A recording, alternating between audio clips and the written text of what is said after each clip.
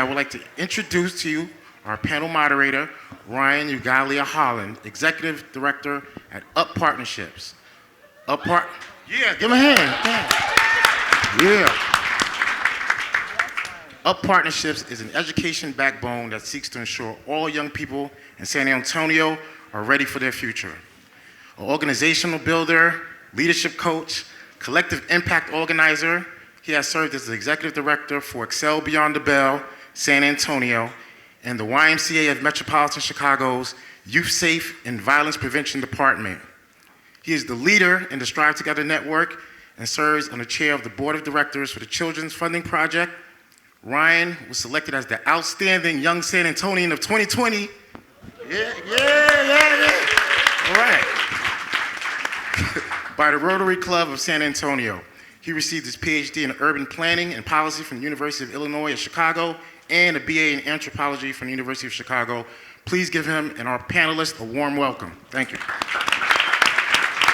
of applause for that. That's beautiful.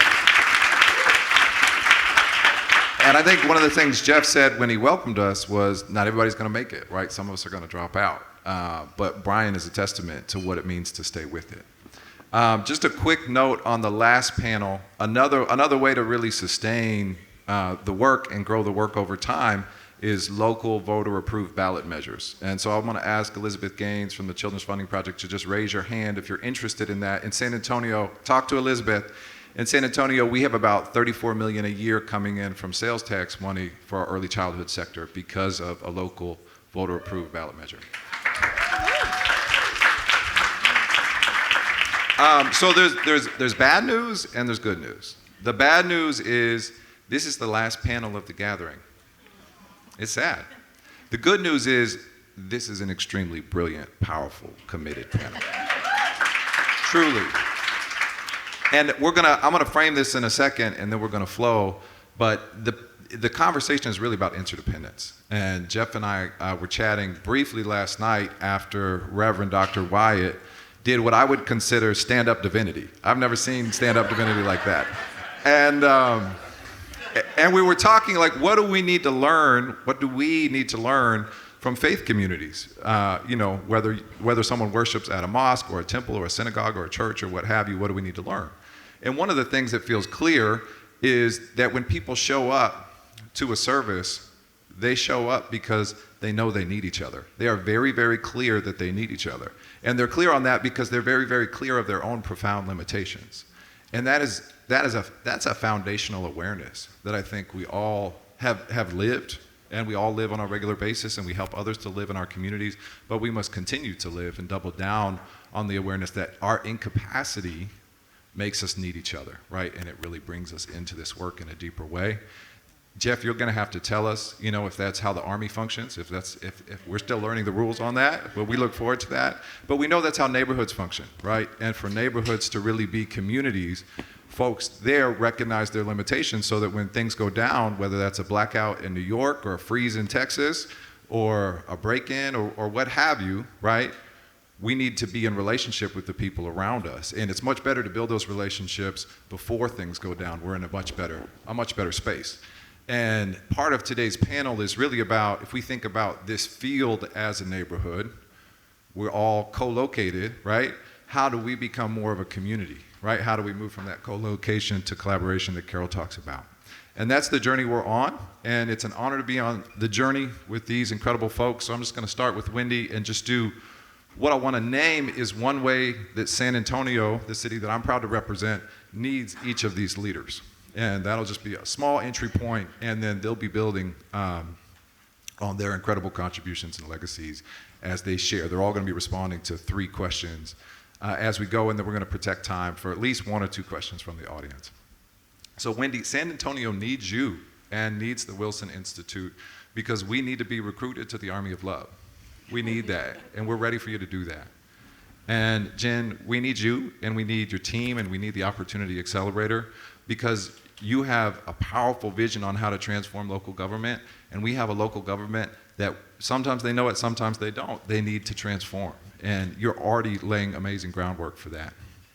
Takema, San Antonio needs you because we don't know how to really help build the capacity of our grassroots organizers to bring them into this space at an equal footing, and we need you to help us, and we need Converge to help us get there. And Jen, you've been investing in San Antonio and our work for years. We need you to continue to bring your wisdom and your team and your leadership through StriveTogether.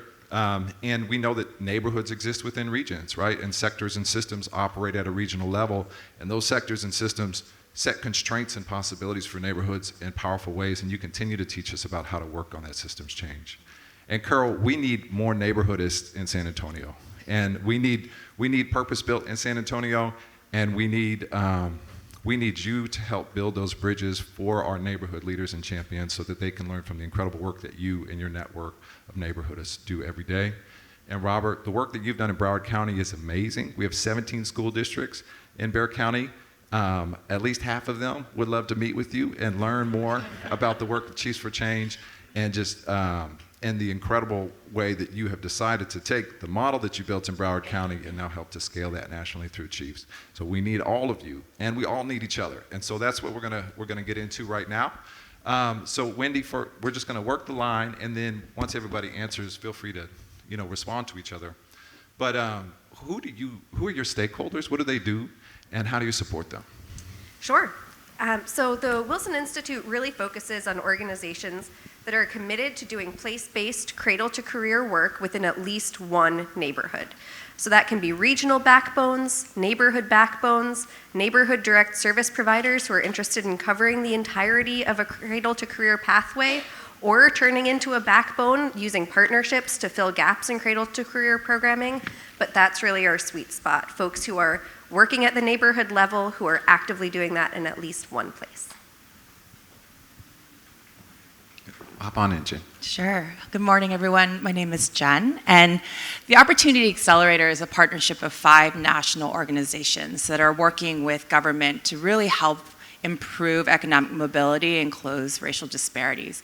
And we do that by making government a better partner to all of you and helping them understand what their roles are, how they are as actors in this larger ecosystem that's working to strengthen the well-being of children and families in our communities.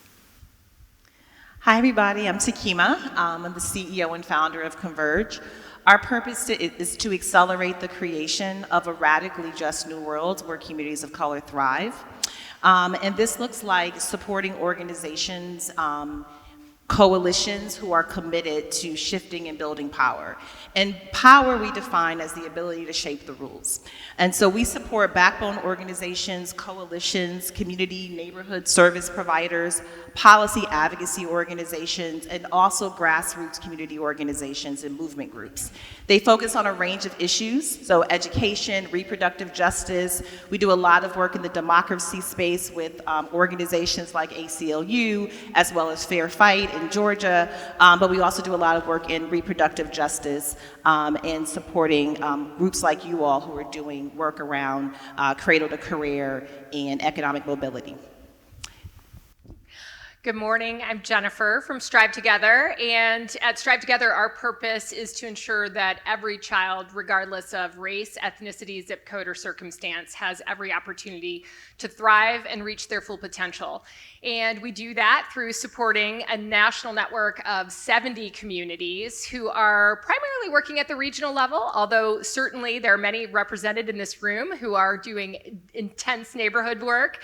But our work is really about creating more equitable systems that drive more equitable outcomes for every child. And we do that in partnership with stakeholders like those of you in this room. Hey, good morning, everybody. My name is Carol Naughton. I'm with Purpose Built Communities. Purpose Built Communities is a national nonprofit based in Atlanta that supports 28 network members around the country who are working to strengthen neighborhoods that were created by the racist policies and practices of our government and private sector actors over the last 400 years.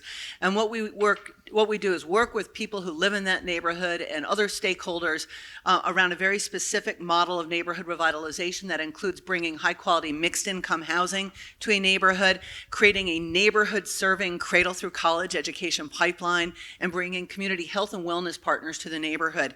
These community quarterback organizations work with the community to help create a community vision and then help nurture and sustain the public-private partnerships that are necessary in order to be able to make that vision a reality. And so our stakeholders are those community quarterbacks around the country and their partners. We provide support both through one-on-one coaching on a variety of topics with lots of different expertise internally, as well as through a community of practice, which has been something we started about 2 years ago that has been a game changer in harnessing the wisdom of folks doing this work around the country to be able to help one another solve problems that they're dealing with on the ground every day. Good morning, Bob Runcie, and I lead Cheese for Change. Yesterday, I heard Dr. Booker challenge anyone in here who may be a superintendent, that superintendents need to get into the game. I'm here to tell you that Cheese for Change represents those superintendents who are in the game, who absolutely want to work with you. It's an organization, it's a bipartisan organization of state leaders, district leaders that lead systems containing about 7 million students, about 450,000 teachers, over 14,000 schools. So we are really able to, and it's large districts to medium and small districts as well. So it's a really great cross-section of the country. We work with our members and provide 3 primary strands of services. One is around technical support, so we help those systems solve some of their biggest challenges that they may have in areas around student well-being, leadership in crisis, which many of our systems are in, and human capital issues around staffing shortages, retention.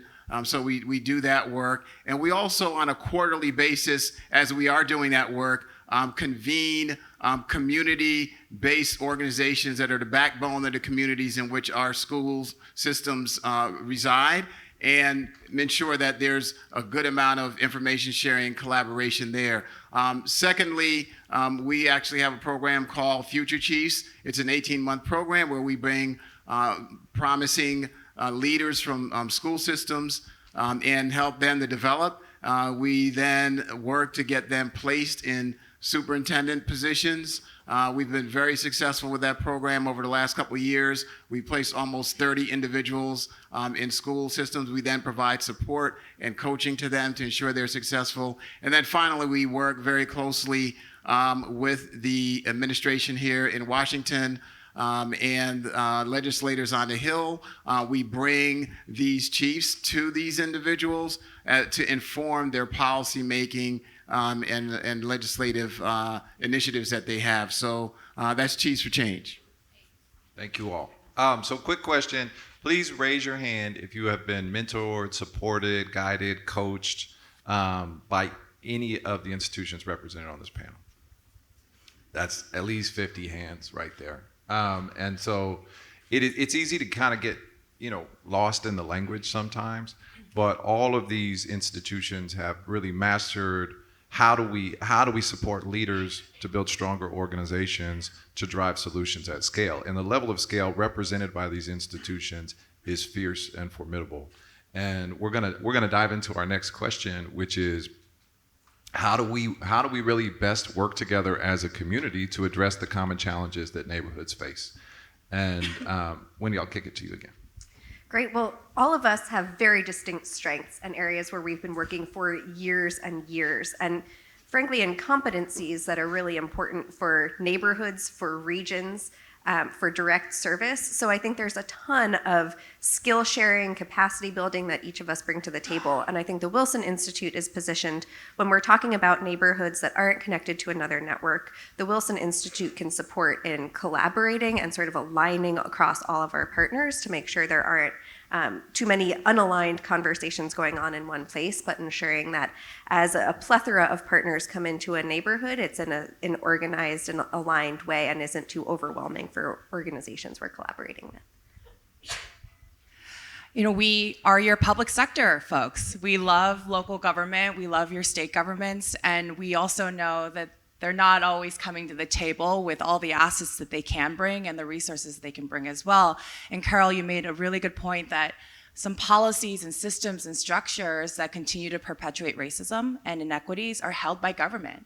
And so our work is to actually work with all of you, but also build the capacity of our government leaders to understand, one, how they can actually come to the table with the assets necessary, with data, with new procurement systems, with evaluations, with the ability to allocate and resource funding from federal, state, and local government to the programs and the services that are really working and actually meeting the needs of the communities that you all are serving, and also to build lasting relationships. I think all of us have the opportunity to work together and identify who are the right stakeholders, who are the right chief executives in government, who are the right commissioners and managers to bring to the table to really help you and understand what government can offer, and also hear from all of you what government should be doing more and how they can be supportive. And so we're excited to continue to work with all of the stakeholders here, but also locally to find the bridges and start to build those trusting and long-lasting relationships.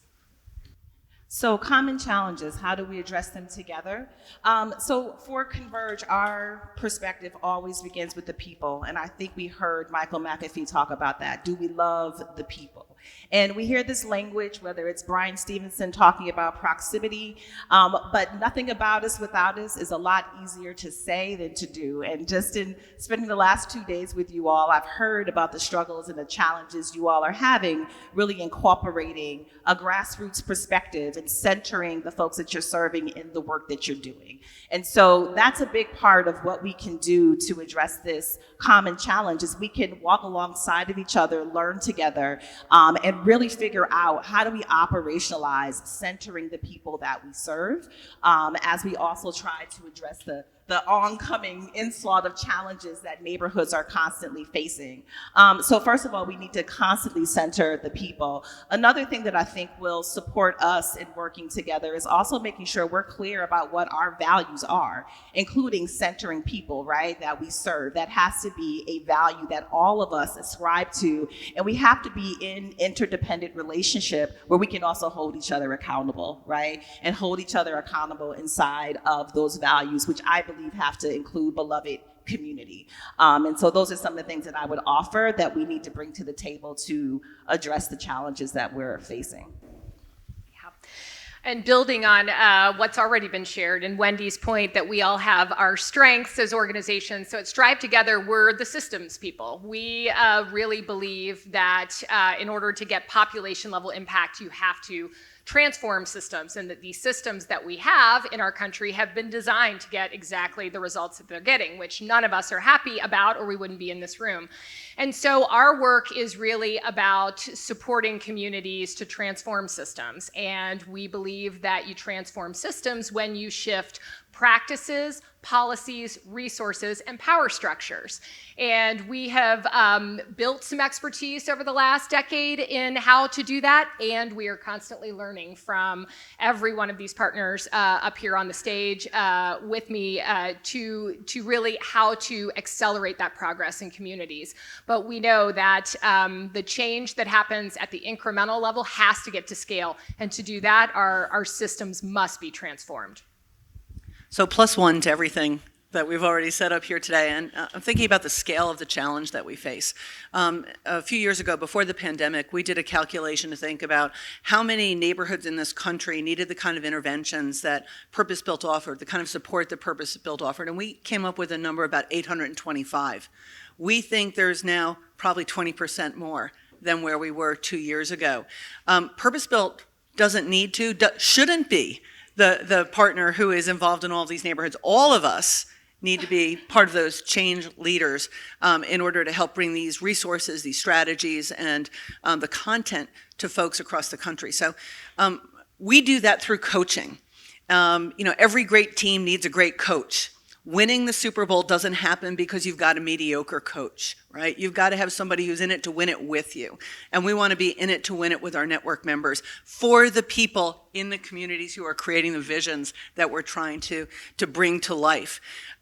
So coaching happens in our world by purpose-built providing some one-on-one support, but more beautifully, it's happening now within the network. And to see network members identifying learning agendas that they want to be a part of, that they want to lead is really exciting. It's also very exciting when we see them identifying local challenges that they have and reaching out to their peers to solve problems that they would not have otherwise been able to. So give you a quick example.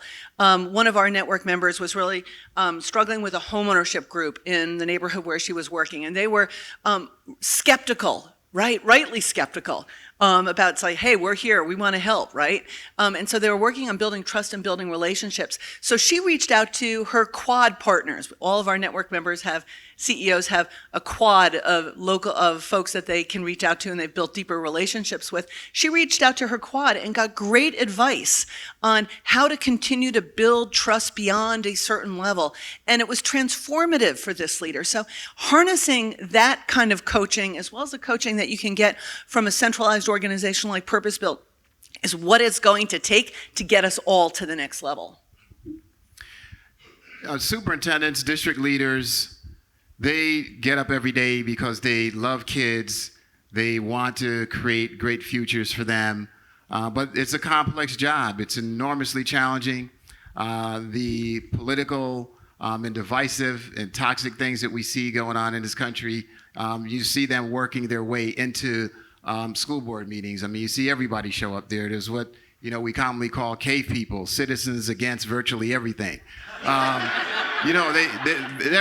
Everybody shows up and thinks they have a voice. So what we also recognize is that our kids are only in the school system care for about a third of their day. The other 2/3, they're home, they're out in the community. So if we're really serious about ensuring that our students are going to be able to achieve and do well in school, we have to be smarter about what we're doing, and we have to collaborate with our community, the agencies, the community-based organizations, parents and families out there, so that we can provide a continuum of support and provide holistic support to all the kids that are out there. So we bring our superintendents together with leaders in the community. Great example has been in Oakland with Oakland Thrives, Dr. Melanie Moore, and Superintendent Kyla Johnson-Trammell were on a call recently and talked about how they collaborated and it resulted in putting a couple dozen wellness centers across the district. But as you go through that, you also learn about challenges that exist. And one of the big issues out there is data sharing.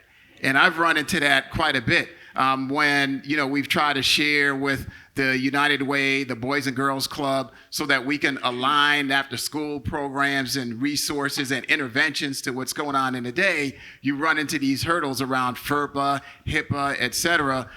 We've got to be able to overcome that, and we can certainly use some national leadership to address that because sharing information and having the data on these kids is really something I think that's critical to ensuring that there's a very tight level of collaboration and partnership between the school districts and all of the organizations in our community.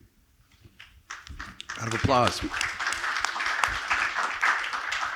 Ryan, can I respond Please, to that? hop in. Well, just, this, I think it's a great example of how if we partner, we can address some of these, because we've actually worked with Data Quality Campaign to develop a data sharing toolkit that helps communities get past what are oftentimes not real barriers, FERPA and HIPAA, these types of things that districts put in place for data sharing. And that happens, I'm just going to build on one more thing that Carol said, which is through the network effect. I mean, what you were describing, we call at StriveTogether, is the network effect. When one community has put in place a data sharing agreement, that should be shared across all of our communities so that we're not reinventing the wheel and creating new templates. Absolutely. And that's really what the power of all of these networks coming together, I think, can get to.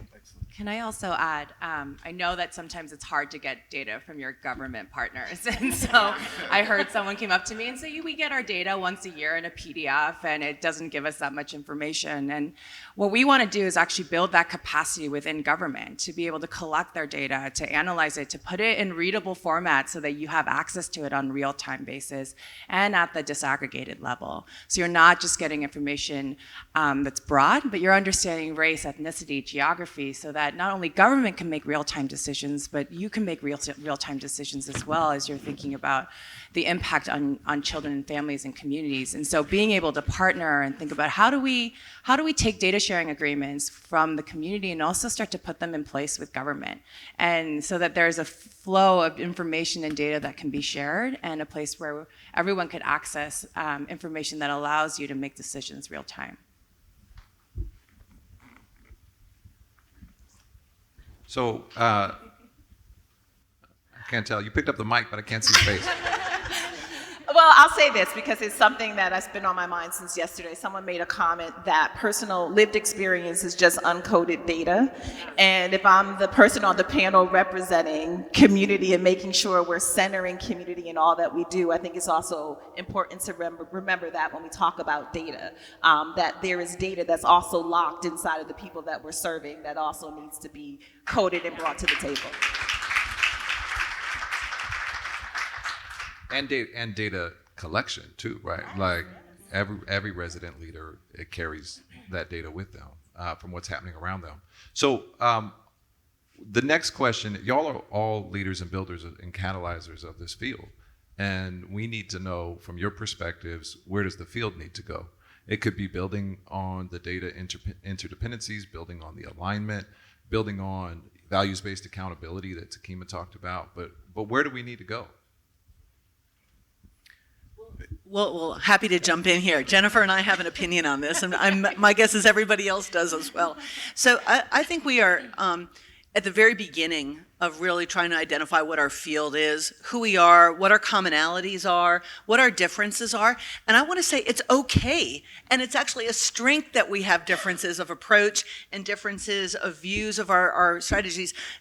We've heard before over this conference, there's not one silver bullet approach. It's going to take lots of different approaches, lots of different strategies, system level, neighborhood level, working together in order to be able to move forward. So for me, this is the beginning of trying to define a field, and I think part of that needs to start with identifying our values about people, about racial equity, about inclusiveness, in order to be able then to move forward with thinking about what our strategies are. Because if we're aligned first on those important values, then I think we find places for all of us to hang our hat and find a meaningful role in this work. Yeah, I think there's one word that continues to come to the top of mind as I think about many of the conversations we've had in this room over the last couple of days, and that is resources, right? And you know, I had this conversation with Mr. Canada yesterday, and one of the thoughts I've always had around this whole resource piece goes all the way back to May 1954, Brown versus Board of Education. And that whole strategy there was really based ultimately around integration, ensuring there was separate was not equal. But it wasn't too long after that some of the folks who actually worked on that case, including Dr. Derek Bell, who worked on that, came to the realization that we had made a strategic error. And the strategic error was that we should have been fighting for equality in resources, right? And once you have that, you can get a lot of these things done. And, you know, you look at the Harlem Children's Zone as an example. They got resources, right? They work for it, but they were able to get resources to accomplish what they were able to do. And, you know, the interesting thing is in this day and age, many organizations, including school districts, now have an unprecedented amount of infusion of cash. And, you know, we need to really work together collectively to take advantage of this moment to build infrastructure alliances that will allow us to not only use those funds wisely, but form what I believe are political alliances that will allow us to fight collectively to continue to sustain that level of funding and resources that need to come to us. So it's not just about meeting, focusing on the work. I think as we do that, we develop relationships where we can work together on agendas politically to make sure that we get the resources that we need.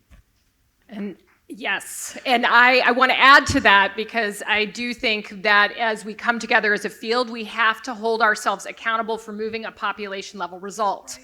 And so often fields come together and work to galvanize resources, but don't have this shared accountability for result. And I know we've been talking about 1 million kids, and we have to do more than 1 million kids. That's just the start. But we have to figure out what that shared identity is, what is that shared result, and then figure out how to measure whether or not we're making progress and continually measure and talk about that in our field building work. So what do we need for the field? We're in a really interesting moment in our country. We know where we are right now with democracy literally on the line. And I think that our field needs to really start having a serious conversation about justice and not just equity, and not just equity of outcomes, but we need to have a conversation about justice and legitimately transforming these systems that continue to produce the same outcomes. And that's going to require building power, and power is not easy to measure. It's not easy to measure in the ways that we measure programs and services, right? It requires different types of resourcing. And so to the point about resources, we have to fund that work just like we fund the programs and services work, right? Because without power in our community, we can't sustain the resources that we're attracting, right? We can't sustain the policy wins. And so I think our field really needs to move the conversation from equity to a conversation of justice. Everything that everyone has said, and the fact that we all build networks and we all have large networks that we're working with. Many of you are in 1, 2, 3 of these networks. And once there is a shared agenda, once there is a shared vision where we align on our core principles and values and what it means to work on racial justice, we have an opportunity to move our networks and to be able to bring people to conversations where they can have the same conversations that we're hoping to have with one another around shared resources and shared values and principles. And so the scale effect of this and the opportunity to be able to align as a field and then bring the movement with us and bring our networks with us and have them be a part of our conversation from the start, I think is a real opportunity. I would just add the articulation of what our field is and who we are as a field, both so that family dinners become a lot easier when folks ask what we do, and also for the purpose of recruiting talent. If we want to keep this field robust and grow this field, we have to be able to explain to folks who are potentially interested in joining us who we are, what we do, what our values are, what our outcomes are, but make it more tangible so that we can more easily funnel talent in to join us.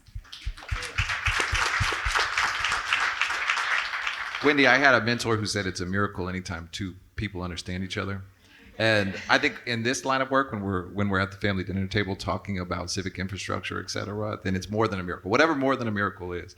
And my last question is actually for the room, which is, you've heard seeds planted around accountability, like what's our shared vision, how is the field defined, what are the shared values of these institutions that are shaping the field.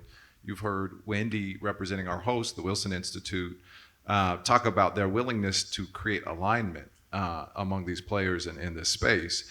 And you've heard about the need to be held accountable by outside parties. So how many of you, by a show of hands, would be willing to hold this incredible team accountable to show up with that shared definition, those shared vision and values moving forward? Just raise your hand if you'd be open to that, so that we can bring the best out of each other moving forward. So just take that mental image, right? And Wendy, can we hold you accountable and the Institute accountable for helping to make that happen? Absolutely. Awesome. All right, so we're going to open it up to the room now. And whoever has a question, please say it loud and proud.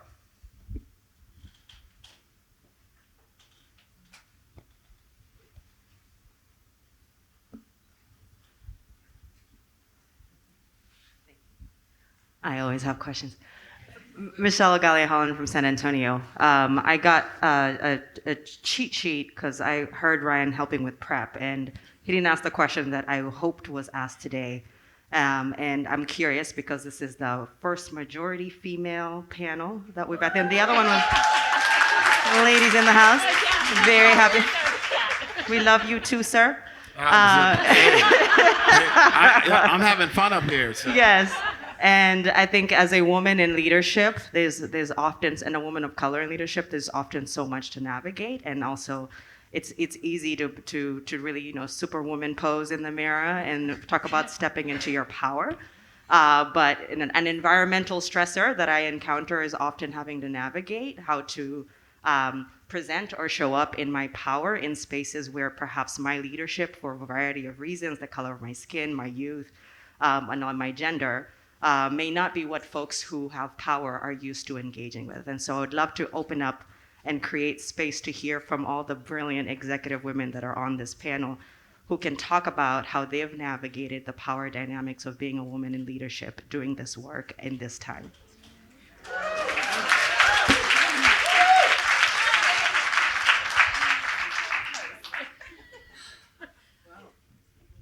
All right. I'll start. So, thank you. What a great question. And I wish I had been thinking about it for 2 days so I'd have a nice, succinct answer for you. A couple of things. I mean, all of us, I'm sure, on this panel can tell you nightmare stories about being marginalized, isolated from decisions, being diminished, having men steal our ideas. I mean, we've all been there, right? There's also something that I can say as a woman of a certain age now. It gets better as you get older because you don't care about making people happy anymore, right? You just don't care about that. And so you are more able to speak truth to power. You are more able to wear sneakers on your panel today. You can put lipstick on as a position, as a power move, right? So I mean, all of these things change. So I guess I would say my skin has gotten thicker. I care less. I've got more experience.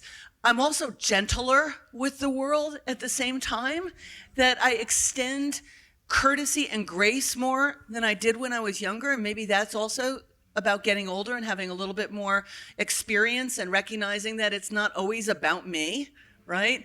Somebody's having a bad day, or somebody's had just a really hard life, and they're coming in with different assumptions about me the same way I might have come in with assumptions about them. So trying to extend grace has been helpful. But thank you for asking that, and I can't wait to hear what my colleagues have to say. Thank you, Carol, for going first. Now, what I thought of, and thank you for that question, Michelle, is similar to Carol. I feel like I spent the first part of my career trying to hide everything that I am. And don't show your emotion. Do not cry. Do not show any vulnerability. Bite the inside of your cheek. I was literally told by someone to bite the inside of your cheek if you start to show some emotion. And through the last 2.5 years, as we navigated the most traumatic experience that any of us have ever gone through in our lives, showing up with that shared vulnerability and care, I think, is the best way that I was able to display my leadership. And I feel like, similar to Carol, I have stopped caring so much. I'm still on a journey. I feel like there are times when I need to work on that. But I do think that women are uniquely positioned to lead in this work. And I see, we were commenting that there are a lot of women in this room, and we're glad to be up here on this stage together.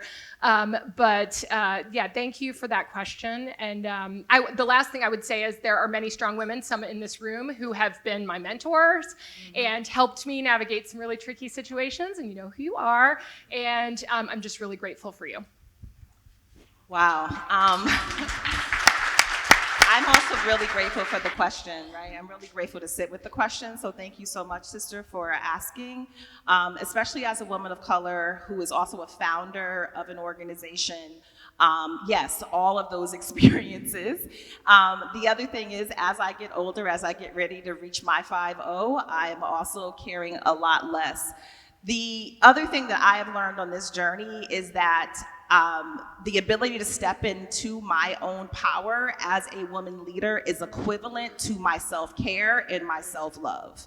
The more I take care of myself, the more I love myself, the more I create a space of wellness around me and in my company, right? The more powerfully we are able to step into the work, and I'm able to sit in this seat on this stage. And I think, it translates into the work that I do around power, right? I have to stand in my own power to do that work. And again, after the past 2.5 years, given the state of democracy, I also sit on the board of Planned Parenthood, right? I don't have time. I don't have time to play small in this work right now. And so that's the conviction that I wake up with every day. Again, as I grow in my leadership, as I learn to invest in myself and take care of myself, I'm more able to show up powerfully in this role.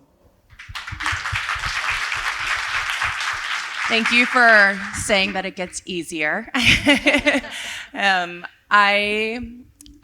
think the biggest lesson I've learned is that I don't have to show up like any other leader. And it's okay to just show up as I am. And I want to listen. I want to know. I want to hear what you have to say. I want to know where you're coming from, your life story, before I actually make decisions, before I figure out how I'm going to lead and think about an organization or a partnership of 5 organizations coming together. And I will also like to point out, I work with government. And even over the course of the last 2 days, most of our government leaders who spoke are men. And so these rooms are difficult when you walk in, but I also know that I'm not going to take bullshit anymore. If you're a mayor and you're going to come to me and say, this is what I want to do, and I don't think that's right, I'm going to tell you I don't think it's right, and I'm going to tell you why, and I'm going to say, here's what we can offer to make you a better leader and also make your city a better place or a county a better place for others to live.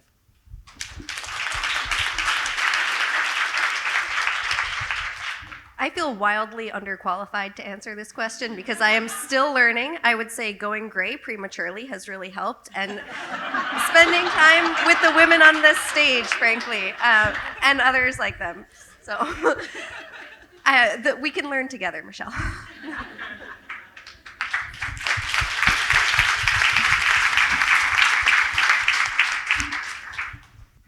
Hi, my name's Jacqueline. I'm from Hartford, Connecticut, and I think we've talked a lot about during these conversations, like the incredible need for system transformation, system redesign, and I would love to hear what tactics and strategies you've seen in your networks that you think have been the most effective in supporting that system transformation. Yeah, I can start, but I know everyone here is working on this. So, I mean, for us, it's all about how do we measure and get to measurement of change in measuring. Systems change and systems transformation is not easy. And so we actually went through a process with our national network of communities to understand, so at StriveTogether, we have 7 cradle to career outcomes that all of our communities track and track movement there. But really, it's how the systems are performing that get to those outcomes. So we have started working with our partnerships to track systems indicators. So these are really contributing indicators to moving those outcomes. So in a class or in a school district, do the teacher demographics match the demographics of the district? We know that has an impact on whether or not students of color have teachers of color. And so those are the types of contributing or systems indicators. all across, like for us, it's education, but also housing. What is the availability of stable housing in a community? And so measuring systems, we're working on this. We have resources that we've created, so I'm happy to share those so that you can see them. But it is definitely a test of change. But I think to do systems work, we have to be measuring whether or not we're changing the system, and that's how we've focused our work in systems. I want to just jump on something. I'm listening to us talk over the last day and a half. The language we use to talk about our work is so ineffective, right? When we talk about systems change, talk about the family dinner conversation. How do you tell your mother-in-law about what you do? And, I'm in systems change. It's what we do, right? It's like we need different words to communicate our messages. The same issue around equity. We're doing some work with Frameworks Institute right now, and they've just done a lot of really powerful focus groups that tell us that if you say equity to most people in America, they think it's got something to do with their house value, right? So let me say, we are not our audience. We need to come up with new ways to tell our story, to tell what we do, to make it resonate with people so we can get more people involved in this work. Because if I go into my wonk speak, which I am wont to do, I know I lose people. When I can figure out how to talk, my in-laws know what I'm talking about, and other people who are not in this work know what I'm talking about, then I know I'm on to something. But we've got a lot of work to do around narrative, around language, and around messaging if we're going to really make this a movement that is transformative. The examples that come to mind for me, as no surprise, all have to do with community organizing. Where I have seen the most change in the work that I've done is when folks have been organized, and I'm talking about residents, I'm talking about organizations and coalitions. I mean, I used to live in Louisiana, and the biggest criminal justice package was spearheaded by formerly incarcerated folks who themselves were organized, built coalitions with other allies. And so to me, that's where I've seen the biggest silver bullet is in actually organizing people and communities to build power, right? To then be able to transform and completely redesign systems. To me, that's where I've seen the biggest change. And since we have Ryan on the panel, I'm going to give an example from San Antonio that we just had recently where before we even get to talk about government systems, we need to make sure our government leaders, our county executives, our city leaders have a shared language around what it means to do racial justice work and what data they've collected that is perpetuating racism, how they work together, what are their lines of communication, have they ever collaborated with people in the community, and what does actually centering resident means. And so like that, it's then going into the level of like a shared definition that allows us to talk about some of the systems that government actually run and own, and many of those systems need to be completely broken and redesigned, and how do we make sure we redesign them with the right residents and with the right community partners at the table. And I just want to say this, Jen, the work that I've seen has also been inside-outside game, right? So there are conversations that are happening with public officials, whether they be legislators or the governor or mayor's offices, as well as community organizing and agitating on the outside. It's really about those things converging. That really is where the transformation happens. I would add to that we've seen great successes to the point of inside-outside where there are strategic relationships that can be leveraged. And sometimes it's not the person who's in charge of an agency. Sometimes it's a middle manager. But wherever there are those points of opportunity to build relationships and push even small shifts that can add up to bigger change, we've seen folks have a lot of success. And I think along the same lines as what everyone's said so far, it's really about collaboration, right? It's teamwork makes the dream work. And the other aspect of it is, I heard Brian Stevenson's name echoed earlier today, and there's one thing he talks about that's always resonated with me, and it's about being proximate to where the issues and problems are, right? And recognizing that no single individual has all the answers, but you need to go to the people that are being impacted by your work, the decisions you're making. They need to be at the forefront. You got to basically touch, feel them. As it's always been said, you can't serve the people if you don't love the people. All right, I say teamwork, you say dream work. Teamwork. Teamwork. Teamwork. Teamwork. Big round of applause for our panel. Thank you all.